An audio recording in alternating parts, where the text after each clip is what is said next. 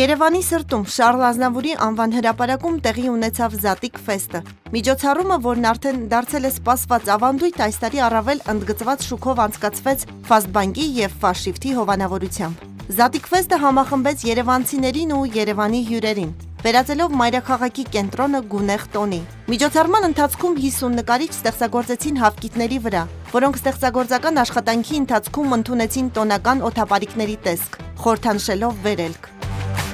Ֆաստբանկի և Ֆաշիֆթի աջակցությունն այս տարի փառատոնին հաղորդեց նոր շունչ ու որակ։ Միջոցառման ամբողջ ընթացքում Ֆաստբանկի և Ֆաշիֆթի տաղավարներում այցելուները հնարավորություն ունեցան ծանոթանալու ընկերությունների նորարար պրոդուկտներին և լուծումներին։